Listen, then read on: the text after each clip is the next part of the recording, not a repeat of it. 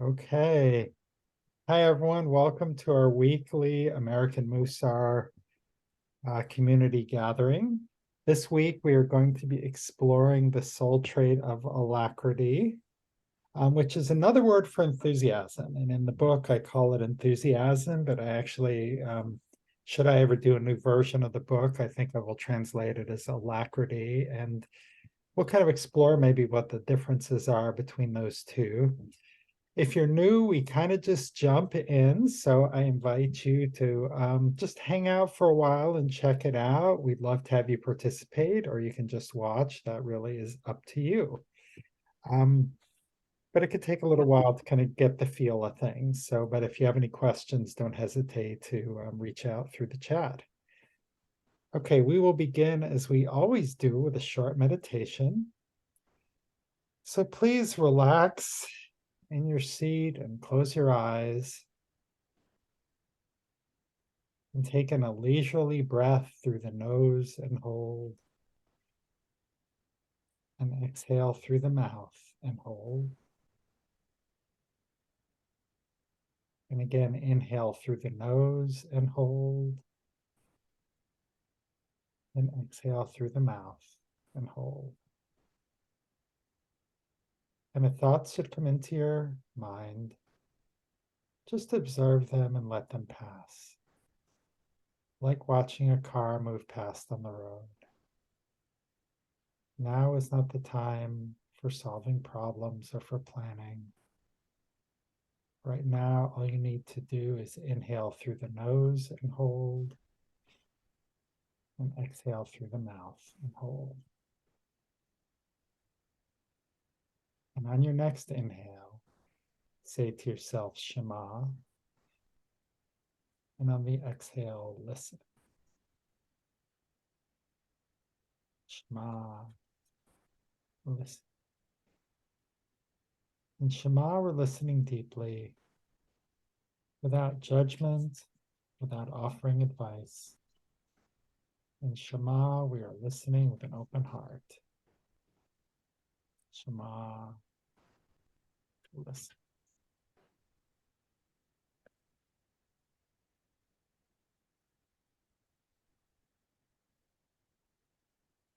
And when you're ready, you may open your eyes.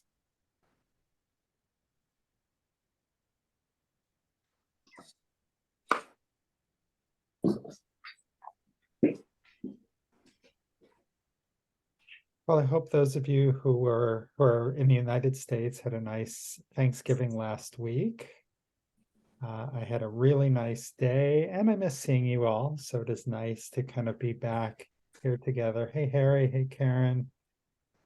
Hey, Stephanie. Janos, good to see you. As I mentioned earlier, I'm sort of renaming the soul trait of enthusiasm with one of the other names, alacrity. And so I wanted to kind of open the discussion from, in your mind, what do you think the difference is between alacrity and enthusiasm, or how are they similar? Yes, Alyssa.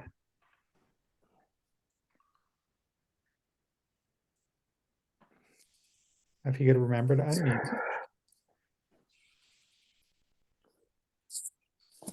Oh, I think that alacrity is defined as having a physical component, a brisk outward movement, which enables the soul trait of enthusiasm to emerge. I think that this notion is in line with the psychological implications of a mind-body connection. If we exercise, for example, we feel better physically, mentally, and even spiritually. I love that. Great. So alacrity brings in more of a physical connection. Fantastic. What else? Who else would like to has a thought, perhaps? Hey, Eliana, welcome. We were just talking about how alacrity is similar or different than enthusiasm.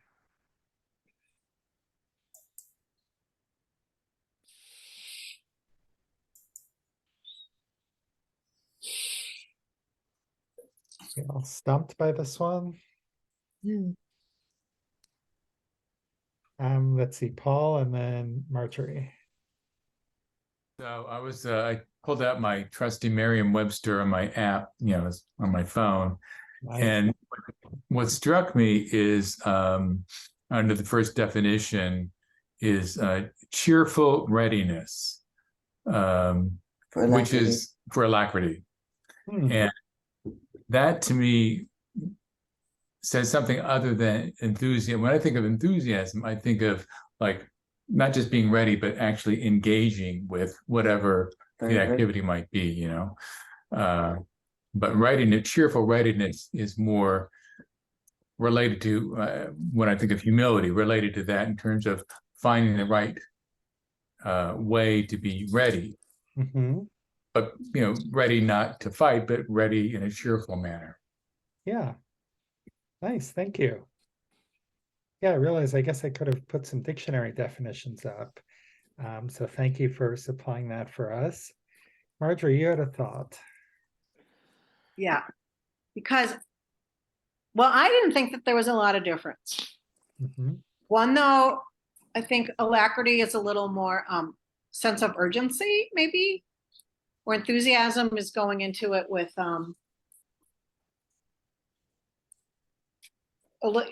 taking more time or to jump into whatever it is that you are tackling. But I don't see a huge difference. So that was just my observation. Yeah, thank you. And there's a little bit of nuance. There was a nuance difference between the two of them, but what I heard was alacrity was maybe a little bit more urgency, maybe a little bit more okay. Sue. Thinking that the enthusiasm was more like an intense, like enthusiastic, whereas alacrity is more cheerful, but maybe not as intense. I don't know, but that's just my thought. Intense, do you mean like an emotional intensity? Yeah. Like when I think of the word enthusiastic, I mean, I say it with enthusiasm. Yeah. I don't know. Alacrity, I don't know. I don't have that same intensity. Yeah, think of it. That makes sense. Enthusiasm, I'm thinking of the cheerleader, yay, go. Alacrity is more like these are I'm ready, but I'm not, I'm cheerful, I'm ready, but not as intense. Maybe I don't know if that's the right word. You remind me of a ski instructor I once had who said, you gotta always keep your eyes looking down the slope because you want to be Johnny on the spot, kind of ready to move around whatever's in front of you. If you start looking down at your skis or looking off to the side, then you're going to fall. And so maybe I'm getting a little bit of a sense of that's kind of alacrity, looking ahead, you're ready. But so any other thoughts, or should we take it a little bit deeper? Yes. I can't find my hand again. I kind of think that alacrity is something dire. You do something with alacrity. The house is on fire, so you run out with alacrity. You don't run out with enthusiasm, but you're enthused about something good. But alacrity sort of has a negative connotation to me. Yeah, so it can be more negative, or other people were describing it as a little bit more emotionally neutral, although Paul described it as kind of emotionally positive from Merriam-Webster. But I think there's in my mind, there's a different emotional valence to alacrity and enthusiasm. So, and certainly the Hebrew for this soul trait is zerazut, and you can do things with zerazut that are not positive. I mean, it's about taking the action. It's not about happily taking the action. It's about, moving forward. Yes, Marjorie. And then once the action has been taken, do you think then you feel that enjoyment from it? I mean, you kind of go into it like neutral. And then once you've accomplished whatever it is that you've gone into with alacrity, you think then the joy shows up? That's just my thought. Very possible. I don't know. What do people think? Because cheerful is, I mean, I looked it up. I looked up the definition and it does say cheerful. So I guess I take it from that perspective, Yeah. comparing it to enthusiasm, which also to me, I think of cheerful. Yeah. So maybe there is a certain cheerfulness that comes with it. And Sue. To answer that, you said, what did you think? I Yeah. think when we take the action, it makes us feel better, whatever it is. It's being stagnant is a problem, can be a problem. So being able to, as you said, moving forward and taking the action, we've done it and it feels good. Yeah. Yeah, my father once said to me, I don't know if this is actually true because he wasn't always scientifically based in his statements. He said that some people feel better before they take an action and some people feel better after they take an action. And if you feel better before, then they tend to agonize, did I do the right thing? And oh, I should have done the other thing. And so it may depend on circumstance, it may depend upon the person, but I am definitely I feel better after I've taken an action for sure. All right, so we are in the mode of taking action here. So may I have a volunteer to kind of read, oops, what's going on here?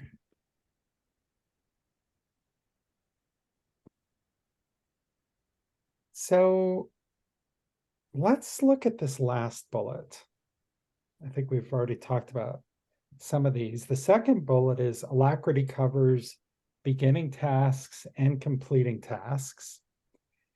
And the part of that that I wanted to kind of have us focus on was the completing task. So can someone please unmute and read this last bullet that begins the mitzvah? The mitzvah is only ascribed to one who completes it. Genesis Rabbah 85:3. Thank you, Wendy. Okay. So I'm gonna put that in the chat as well.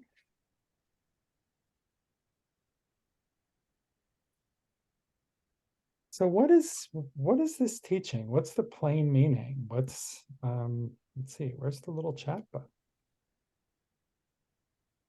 Hit the chat on me.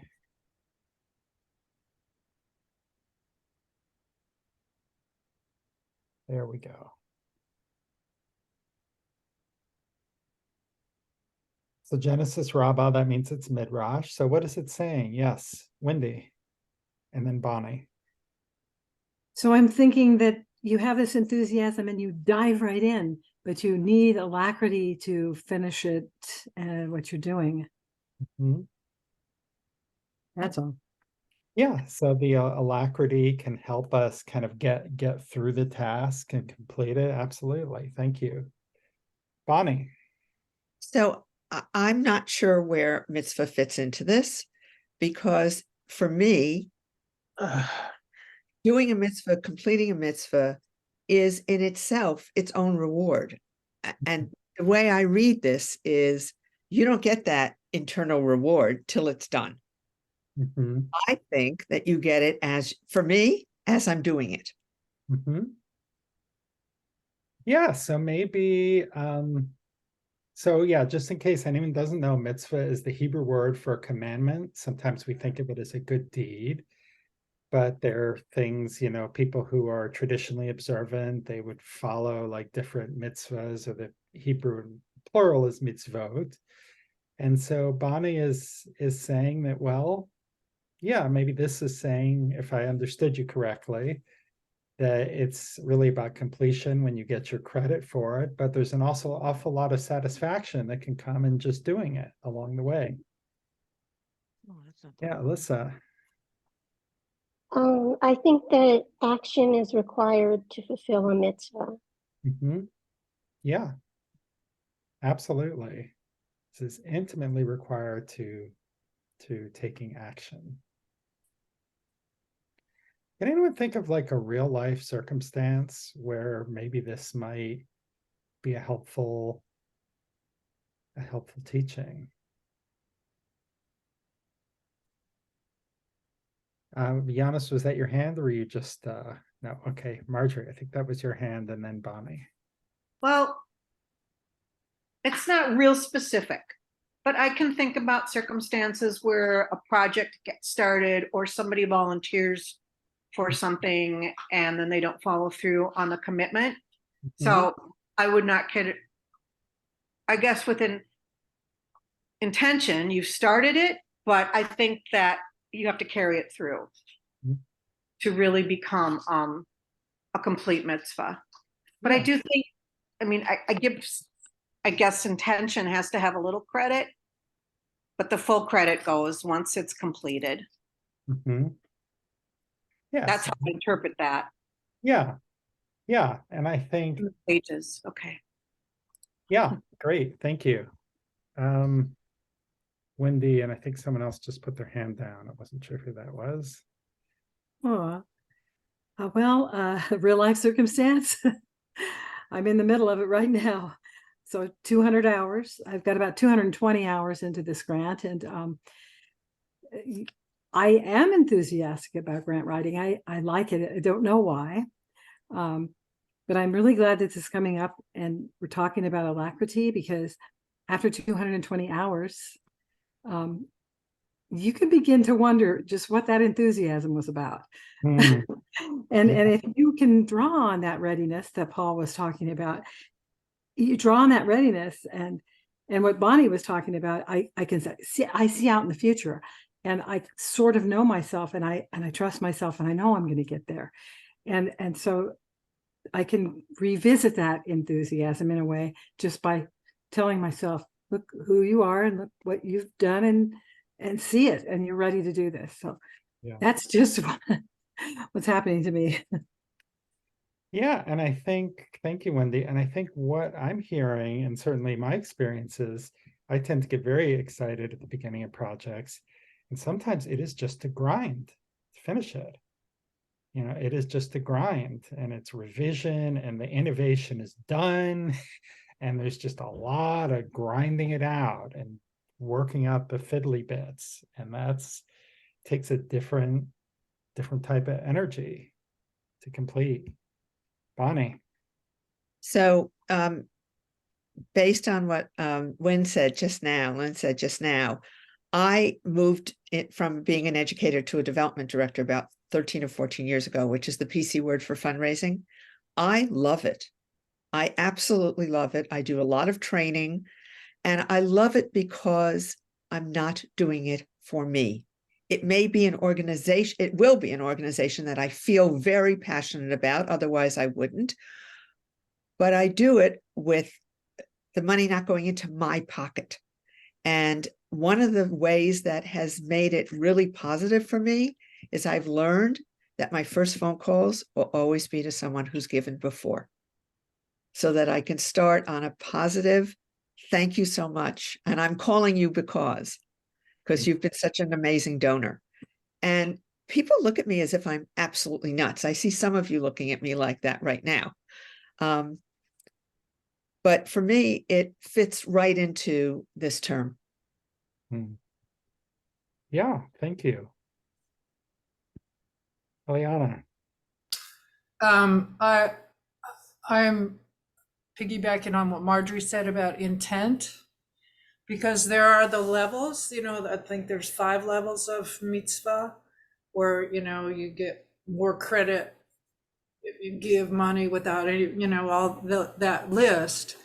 My real life example is that I started volunteering at the food bank, but it's for me. I'm doing it for me. I'm doing it to get out of depression, and I'm doing it to get out of or to be useful. So how is that really a mitzvah? Am I really doing a good deed? I'm doing something good, but I'm doing it for my own survival.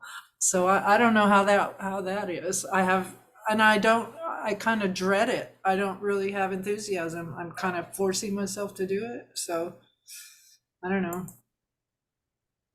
It's a start. I mean, it's me it's me trying to engage and to be a better person.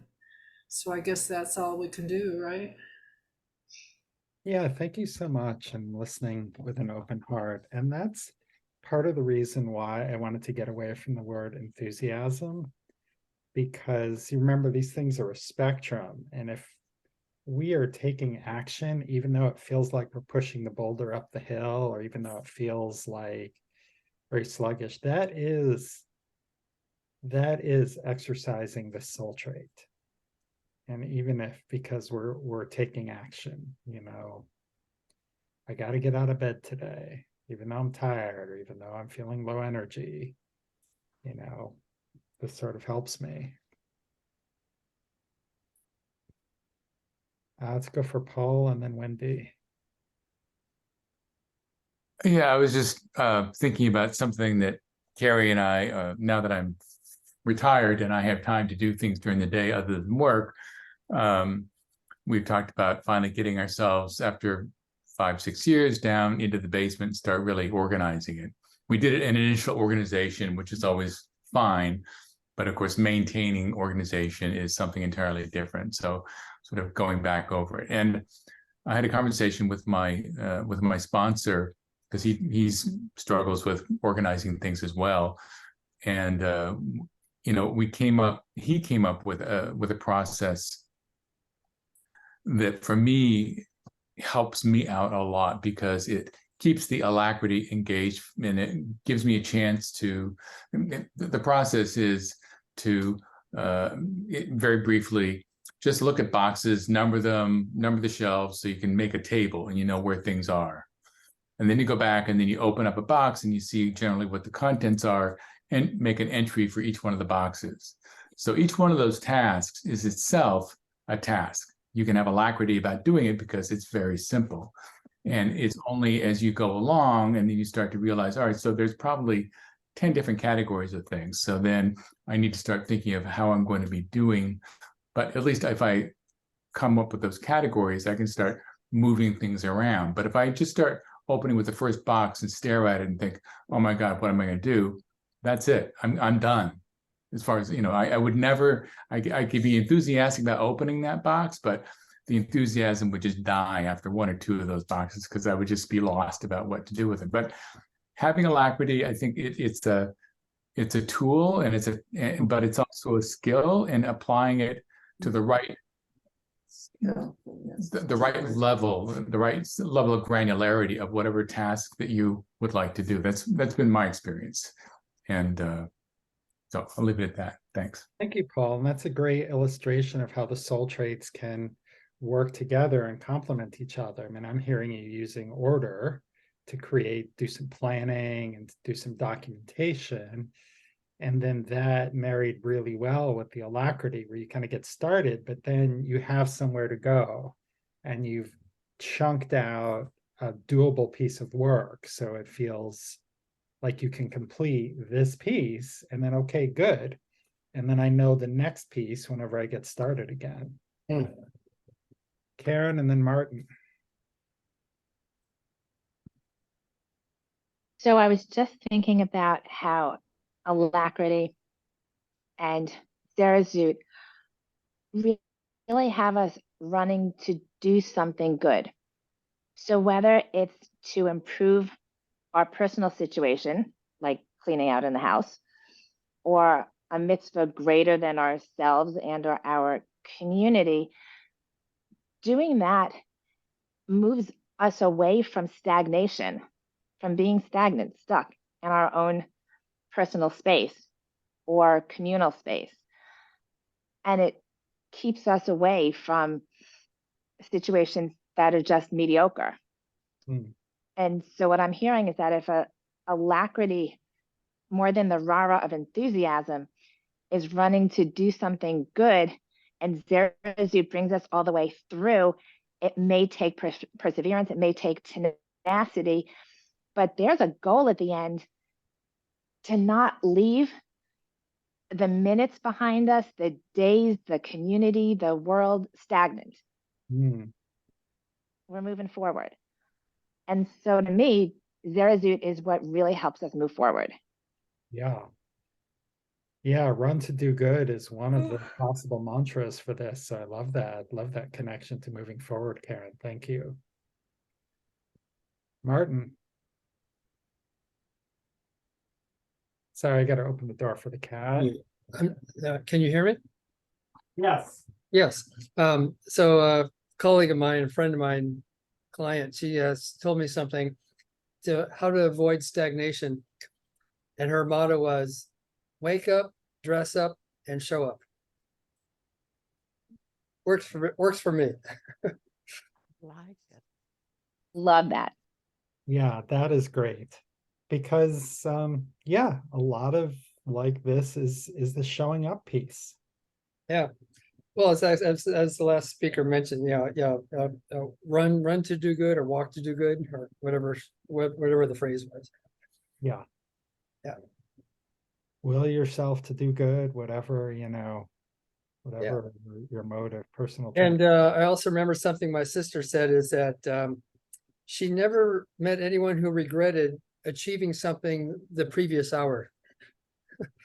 Meaning, so for right now, it's 4:30 California time.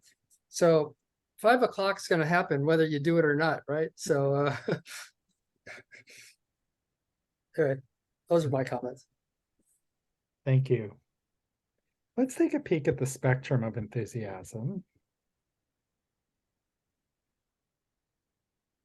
The spectrum of alacrity. I haven't updated this slide. So what do we see here? What happens if we have too little alacrity?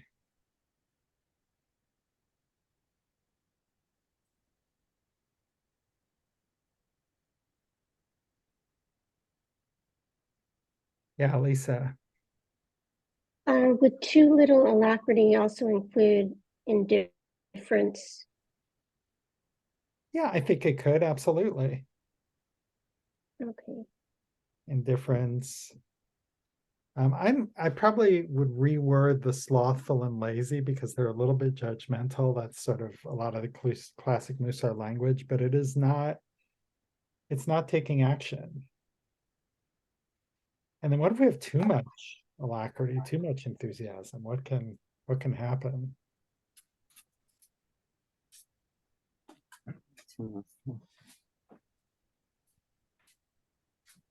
I think it goes back to that quote where you'll start things and it's like, which I probably have done. You go to one room to do one thing and then you turn around. It's like, oh yeah, you see something that's triggers another area that needs attention. And then you keep going back and forth rather than sticking with one, which is probably in the middle. Stay with it and complete it. Hmm. And you'll feel great because it'll all be done. Yeah. Yeah, I know. Yes, hiya. Oh, there we go. It's interesting because as a retired person too, I really wanted to volunteer. And I am volunteering one place. I am starting another volunteer job though, because I'm going to stop this one. But I realized sometimes it's not a fit and it's okay. And, I'm also at a food shelf and the volunteer coordinator hasn't really helped me learn and I'm at the front desk, at the phone and the very first front desk. They have other counseling stuff.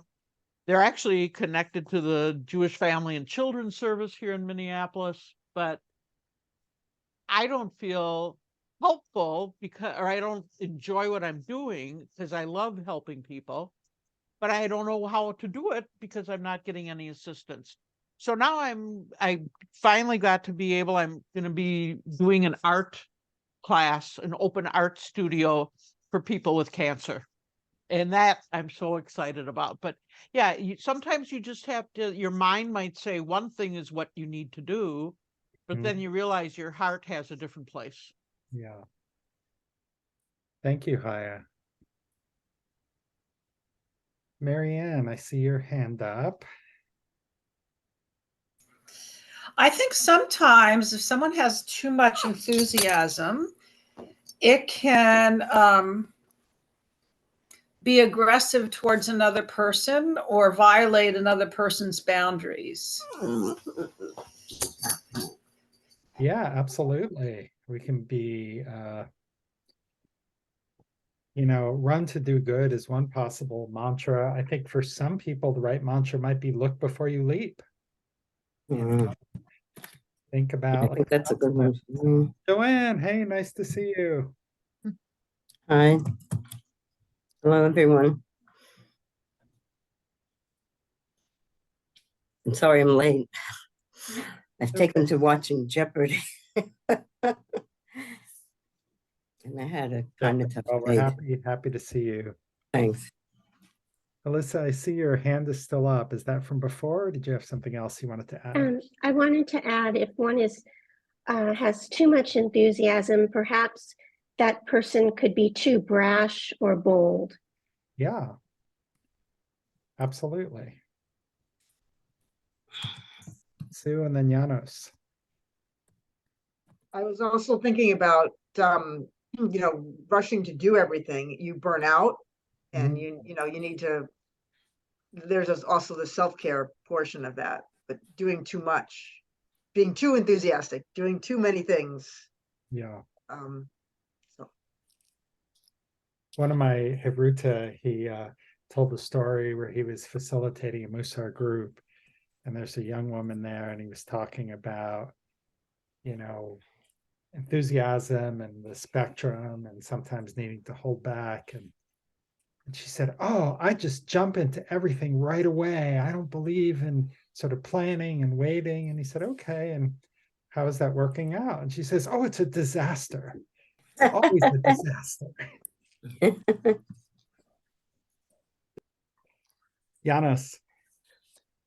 I'm thinking about this a little bit more complicated, because when I'm looking at anything in life, the first step is I'm asking what is at stake. Then I'm asking why. Then I go into how. Because like if you're looking at this, if you are too lazy or too enthusiastic, actually I see that rather like if I'm depressed, I have no energy. And it's nothing wrong being depressed, because somehow we get depressed.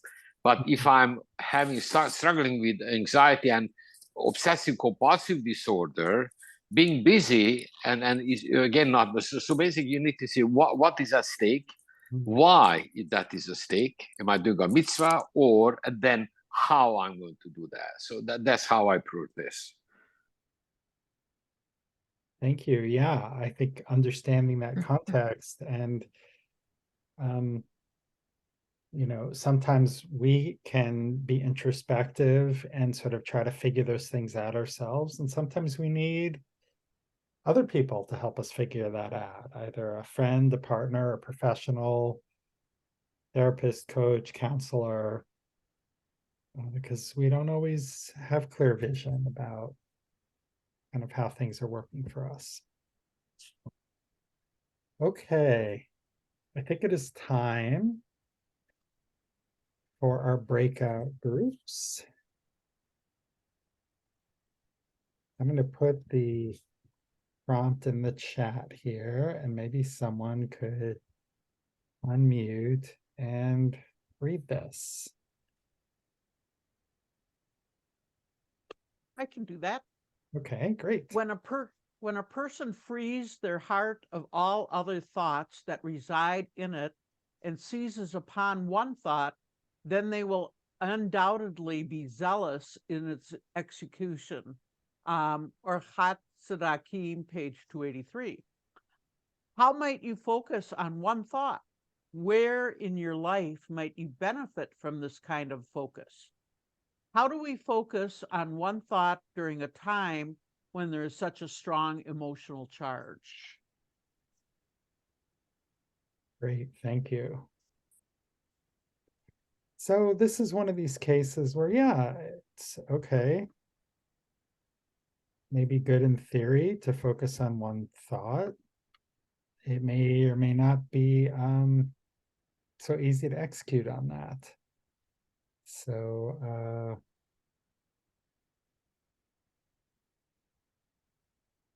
sorry, I'm just rearranging the rooms. So we'll go into the breakout rooms for kind of 5 or 6 minutes. And you'll have a chance to kind of explore this in confidentiality. And we'll see you back here in a few. Recording again. So does anyone have any thoughts about this idea of focusing on one thought? Possible these days? How is it helpful? How might it not be helpful? Yes, Alyssa. Of course. I think that according to what we discussed, can you hear me? I can. Oh, okay. We concluded that it's important to be dismissive of superfluous thought and to use patience to focus on one thought. Love it. Thank you. Joanne. Well, what I was discussing in the breakout was that today I had the experience of focusing too much, I think, on where I thought I was going and not focusing on information I was getting that I should have paid attention to. Let me put it that way. And I wound up damaging the car, which is not even my car now. And I just had it repaired, and now it needs more repair. And so that's what I learned. Sometimes that you have to have an override, you know. Yeah. Like when the oxygen mask comes down, you got to put it on. Yes, that's right. Yeah. That's right. Well, I'm sorry you had that experience. Well, I learned something. Good. Karen. So I was feeling a bit out of sorts this week, and I figured out in discussion that the soul trait that was off balance was order. The war has upended my life in so many different ways, my daily routine, that even though I'm not the most routine person, I felt like I was running from one activity, one appointment, one chore to another and not always fully completing them and forgetting to come back and do that or not doing until later time.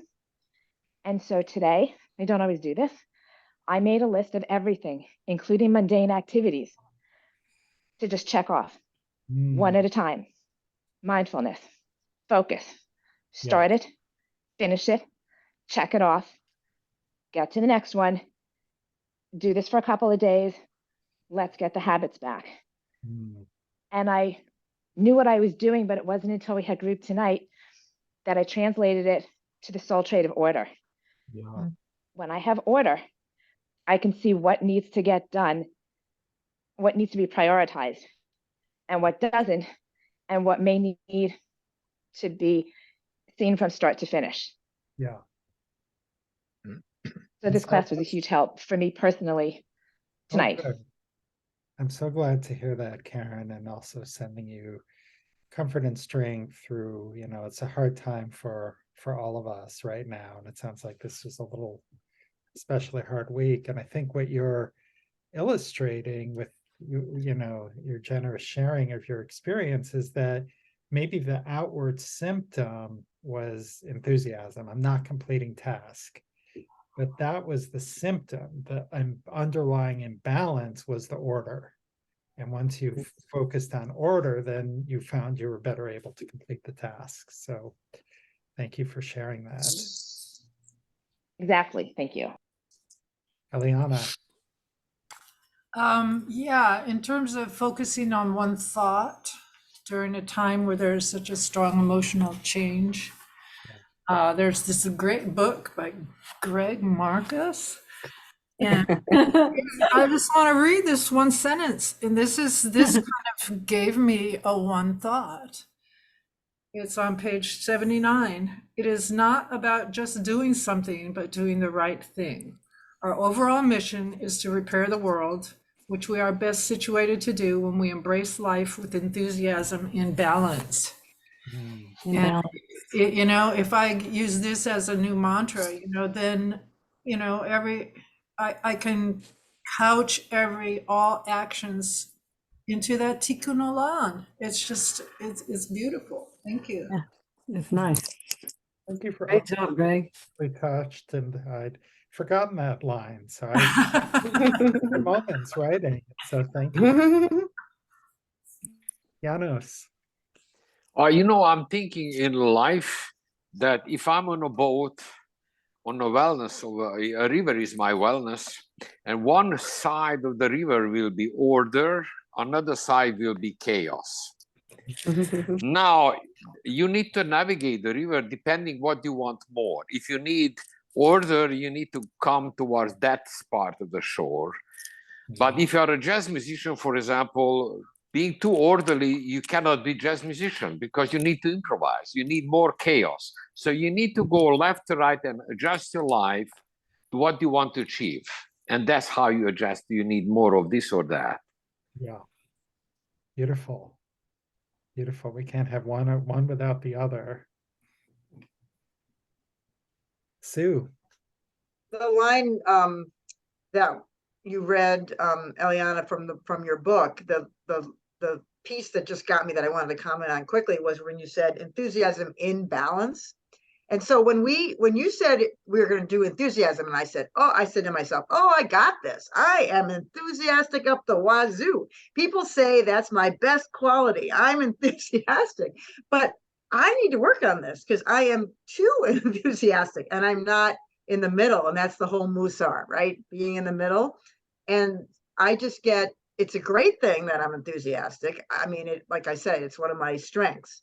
But I can be too enthusiastic and do too many things, and I burn myself out and I get tired. And so we talked about self-care too in our group. And there was a great line. We deserve as much time as we're giving to others. I love that line. So thank you, Haya. Thank you. All right, we'll hear from Bonnie, and then we're going to do one more quick exercise. So one of the things that, and like Sue, I also am very enthusiastic and the hand is always going up. And I had to realize that by saying yes so much, I've kept somebody else from saying yes. And as much as I love it, I also tend to, try to put 10 pounds into a 5-pound bag. It's a lot of work and it doesn't work. It's a lot of work to do it and it doesn't fit. Oh, so the balance is the answer. Thank you all. Awesome. Thank you, Bonnie. Okay, so I'm going to pull up the alacrity actions. And what I would like you to do is to just look this over and think about, we're starting our 2 weeks. These are they're from the book, which has become highly recommended today. So maybe look this over and think about what is something that you might want to do. It could be something in the list, something inspired, but what's one small action? Where can you move towards balance? Whether if you're Sue, you gotta maybe dial it back a little bit. If you're someone else, you want to dial it up a little bit more. So maybe just in the chat, if you want to share like something that you're going to work on or focus on in the coming week. We could all do this, and then based upon what you pick, we're going to do a closing meditation.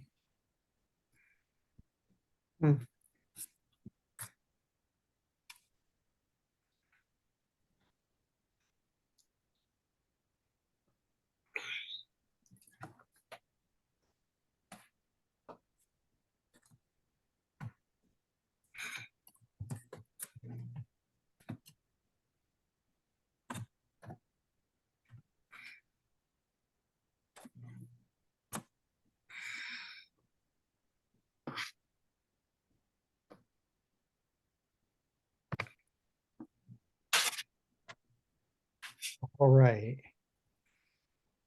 Now, as you think about put something in the chat. Okay, great. As we get ready to close our group, I invite you once again to close your eyes. And we're going to do a visualization based upon something that Rabbi Moshe Chaim Luzzatto wrote in Path of the Just. So close your eyes, relax in your seat, and take in a nice leisurely breath. And a nice leisurely exhale. And allow these words to wash over you. Just as alacrity can result from an inner burning, so can it create one. That is, one who perceives a quickening of their outer movements conditions themselves to experience a flaming inner movement.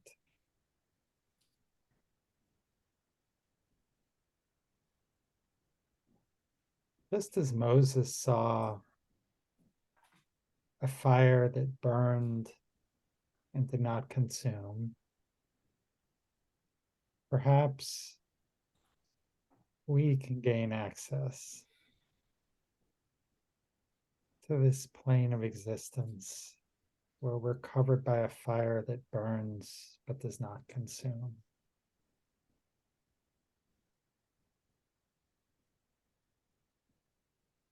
This is the burning that Luzzatto is talking about.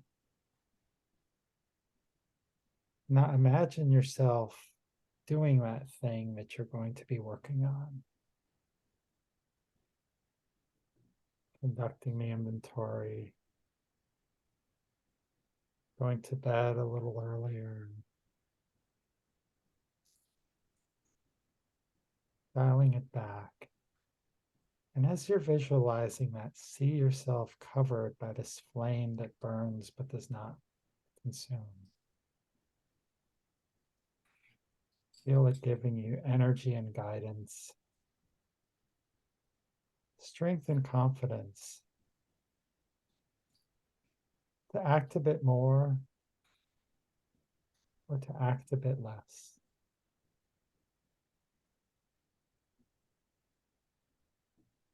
But feel that power of the choice. Feel that divine warmth to help you step a little bit outside of your comfort zone, to do things a little bit less according to your habits, or giving you strength to get back to some of your most positive habits.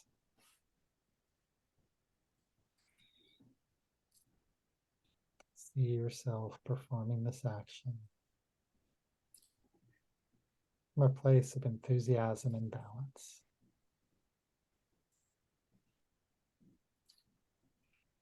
Now let the vision fade.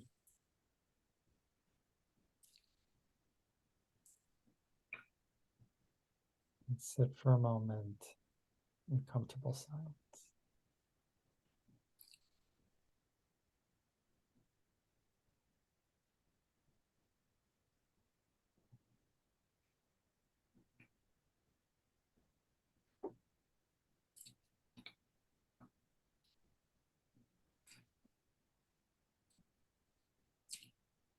When you're ready, you may open your eyes.